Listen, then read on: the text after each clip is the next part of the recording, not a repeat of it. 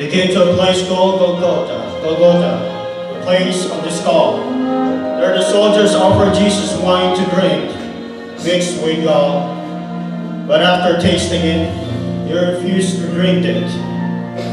Then they crucified him. The Son of God hung on the cross. It should have been mine. A cross that should have been yours. Amen. The city was Jerusalem. The time was long ago. The people called him Jesus.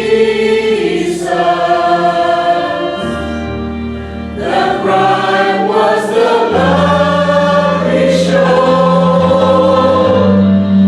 and I'm the one to blame.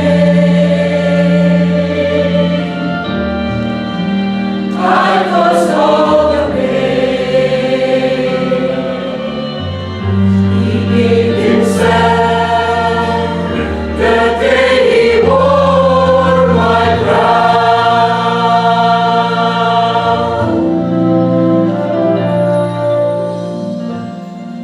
He brought me love that only he could give. I brought him cause to cry. Though he taught me how to live, I taught him how to die. And I'm the one to blame. I caused all the pain. He gave himself the day he wore my crown.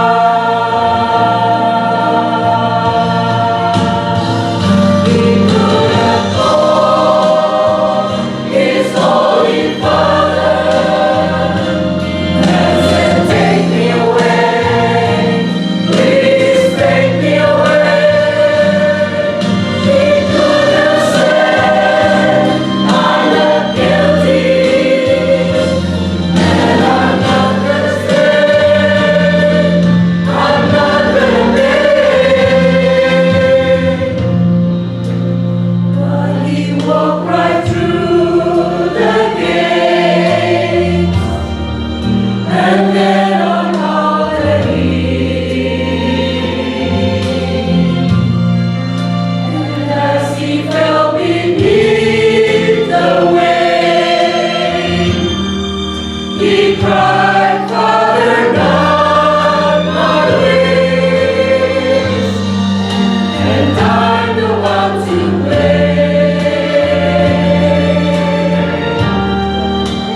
I caused all the pain. He gave himself the day he wore my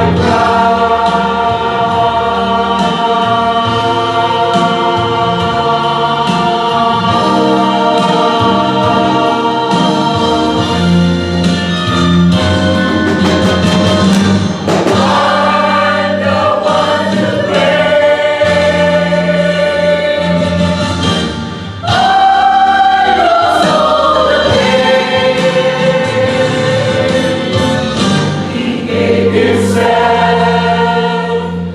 the day he wore my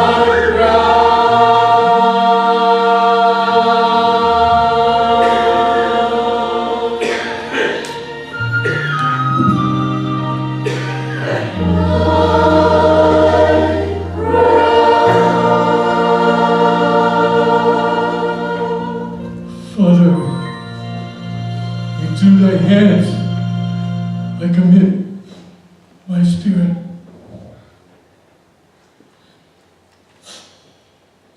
33 years ago, he was my baby.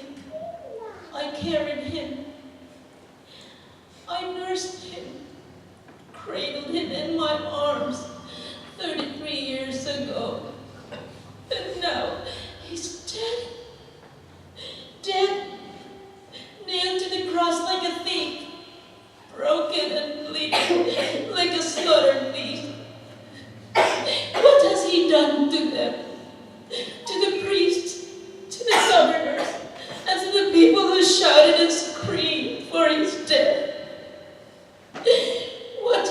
done to them.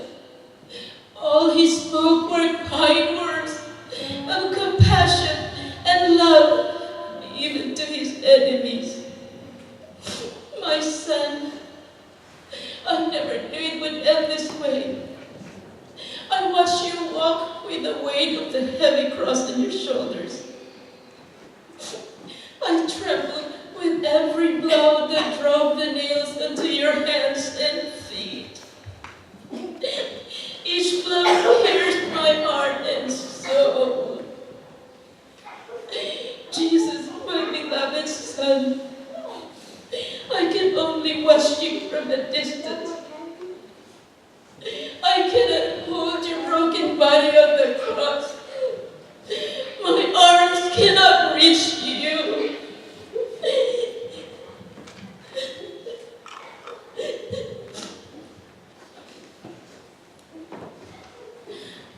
For God so loved the world that he gave his one and only Son, that whosoever believed him should not perish, but have everlasting life. God gave us the greatest gift for you and for me. Believe and receive him today.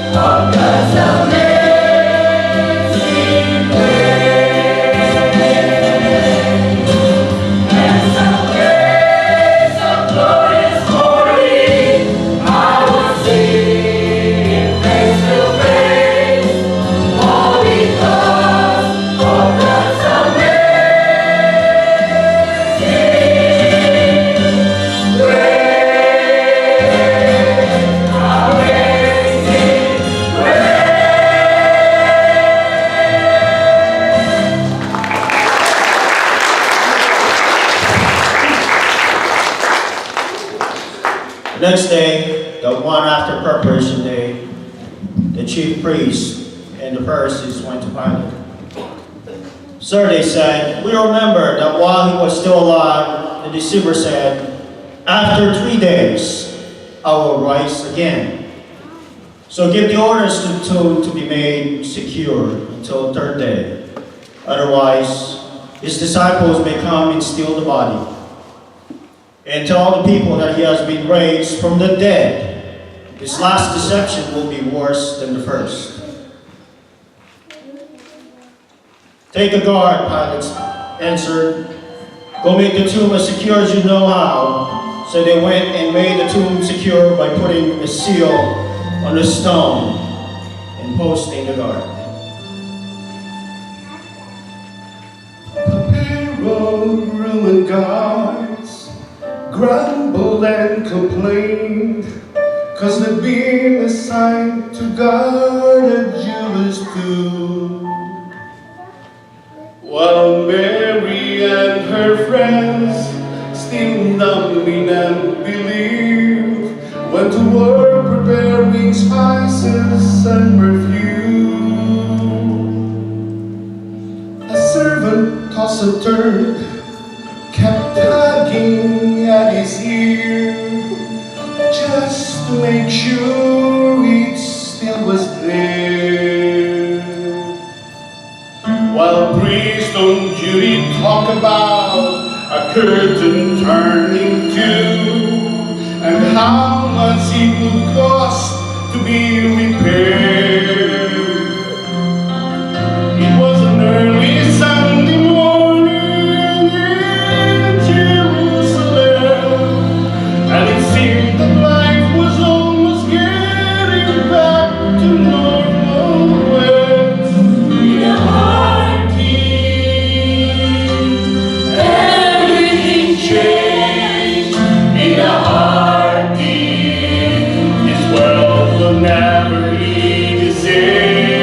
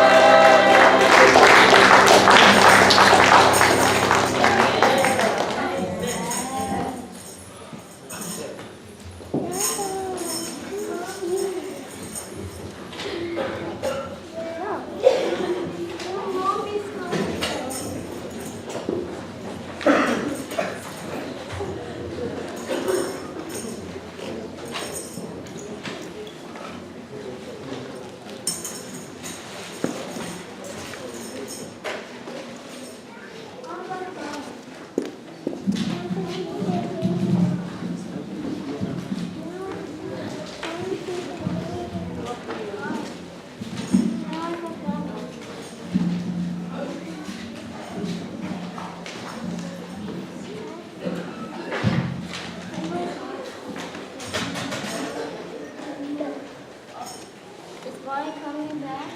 Worthy is the Lamb. Why coming back? That's our word. Father in heaven, we thank you once again for allowing us to be here, celebrate and ponder anew what you have done for us at the cross. We pray that you will, even right now, bless your word as we meditate on it. For the glory of Jesus, we ask in Jesus' name. Amen.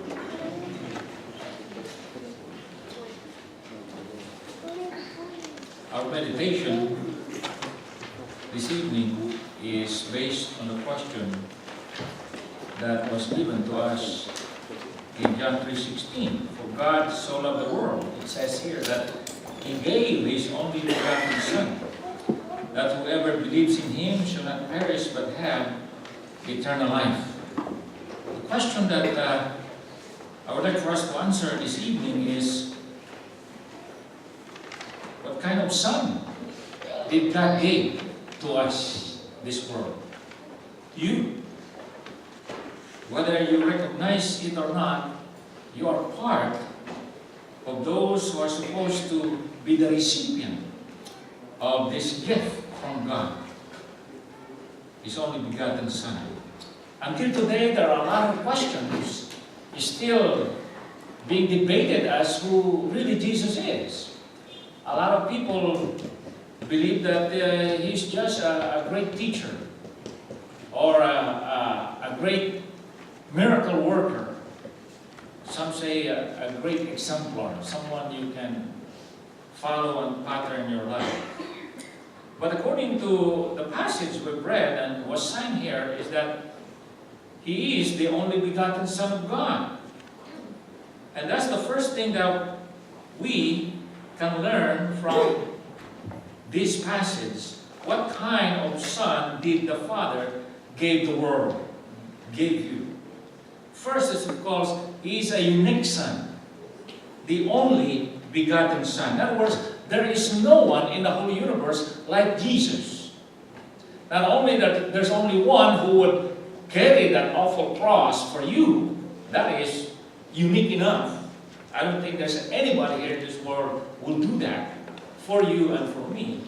But aside from what He did, He is in His person unique in that in the whole of this universe, with millions of angels and principalities and power and people in this planet Earth, since the beginning of man, there is no one who is like Jesus.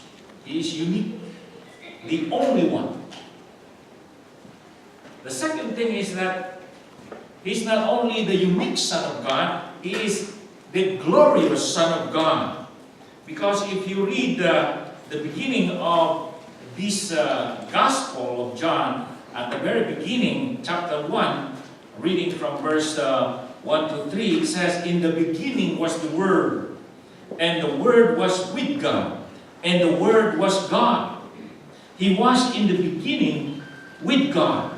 All things came into being through Him, and apart from Him, nothing came into being that has come into being." Verse 4 says, "In Him was life." And if you drop down to verse 14 of this same chapter, it says, "And the Word became flesh." In other words, He became a man. So Jesus is not only unique in answer to the question, what kind of Son did the Father give this world? Not only that it was a unique Son, there's only one like Him, but He is a glorious Son. Because verse 1 says, He is like the Father. In fact, in other passages of the Bible, it says that He is the exact representation of the Father. Jesus says, "If you see me, Philip, you see the Father." That is a glorious Son. No one in the whole universe can be more glorious than God. And yet Jesus says, "I and the Father are one." That's the kind of Son God gave you and this world. A glorious Son. No one like Him. He is Whatever the Father is, He is. A Son who is like the Father. He was from eternity with the Father. He has, just as the Father has no beginning, this Son that He gave the world did not begin in Bethlehem 2,000 years ago when He was born. No. The Bible says He was with God from the beginning, or before there was no beginning. Such a glorious beginning and origin and identity of this Son. It says also that He is glorious also because He is the creator of all things in the universe. Verse 3 says, nothing came into being apart from Him. So, such a glorious Son that God gave to you and I. Not only that He is God Himself, but He is also the God who created the whole universe. Amen. That's the kind of God that's the kind of Son, rather, that the Father gave this world. Glorious Son. And not only that He is like the Father and like God who is the Father, and God also like the Father, and that He is the creator of everything. It says also that, verse 4, that He is the giver of life. It says, in Him was life. If there's anything that moves in this universe, it's because Jesus gave that thing life. He is the origin of everything that moves and breathes in this universe.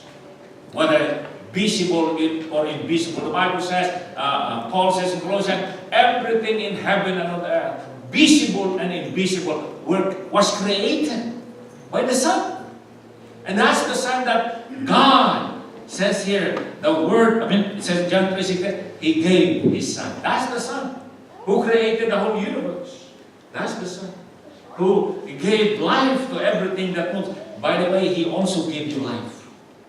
That life you have right now, that is being sustained by the power of Jesus.